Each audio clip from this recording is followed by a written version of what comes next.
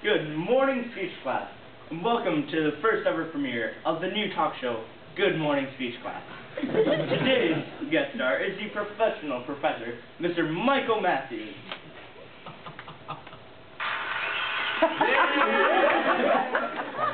Hey there, Martin. Merkel? Hey, Mike. You know, I was wondering, could you tell us anything about...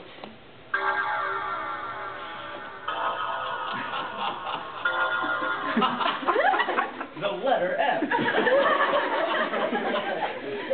Well, you know what? I just asked my pleasure about that. Could you tell me where M originated? Well, the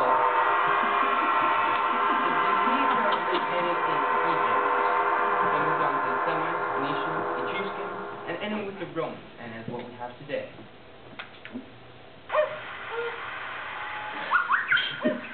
You put that sound? Okay, anyway. M is the 14th most frequently used letter in our English alphabet. The pronunciation is pretty simple. You just pretty much hum. Just Yep, just like that. It's also a consonant, which is not a vowel. And back to the pronunciation, again, it's just like a cow. Like a cow, kind of. Kind of like a cow. Like that. Exactly like that. Now, since you know so much about this letter M, I'm going to quiz you. Give me 6 words with the letter M at the beginning, middle, and end. I'm going to have to go with modern and marble, the ones that begin, and then, for words in the middle, tumble and crumble, then for the end, slim and drum. That is correct! Now, there are also different ways to write M. There's the cursive way and the printed way. Now, I myself, I like the cursive. It's, you know, it's got all the curly cues, loosey-loos, it kind of all flows together. I like printed, because I can read it. I just can't read cursive. Now, M in other forms. Now, luckily for you guys, I have pictures of M in the Egyptian form, Semitic form, Phoenician form, Greek and Roman form, Braille, Morse code, flag, nanophonetic, semaphore, all those good things. So, start out with, there's Egyptian. Now, Egyptian is very important. They had the first letters written down on paper, because they had papyrus. Now, let's go. Semitic. Now, Semitic, theirs originated from the Egyptians as well, also meaning water. Now, as you can see from this, since they lived near Egypt, they lived in the land of Canaan, I think. Wow, what a weird name, Canaan. Now, we have the Phoenicians. Besides being moderate musicians, they were great traders. Also, I do believe that this letter stood for water as well. Now, let me go to the Greek. Now, the Greek letter is very important. What does it remind you of? A U? It should remind you of the letter M.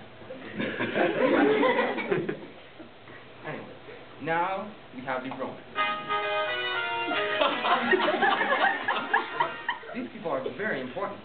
They have what we have nowadays.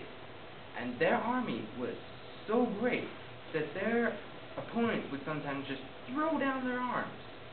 They threw down their arms. Yeah. They pulled off their arms.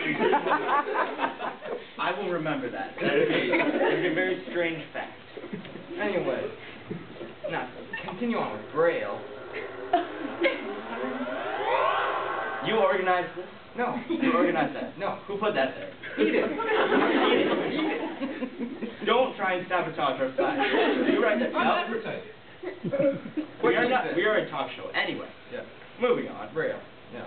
Now, Braille was invented by Louis Braille. Surprise, surprise. Now, this was also developed in 1892. And as we have heard many times, it's kind of like a Lego, has dots and dumps, like bumps. And this one, 2 dots in the front, 1 dot in the back, on the left-hand side, depending on which way you're looking at it.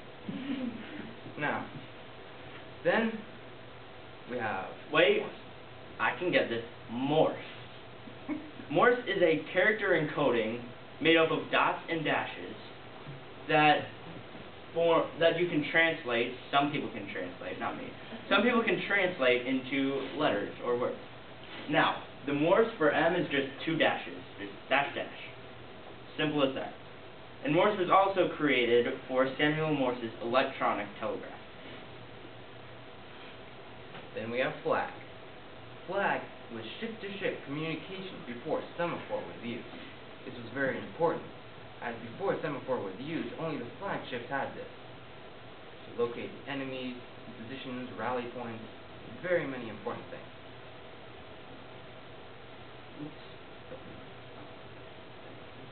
Oh, anyway, NATO phonetics is used in the Army and Navy, and it has words standing for letters. Alpha for A, Bravo for B, Charlie for C, Mike for M, kind of like your name. Coincidence. Now we have semaphore. Now semaphore not only was used in the Navy, but was also taught to Boy Scouts, which Boy Scouts also used it. Then there's manual, which is pretty much like sign language. Actually, it's another name for sign language.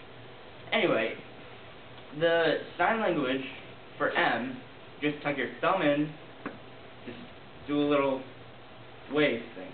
It's a wave. But it represents M, so we'll call it a maybe. It's a maybe.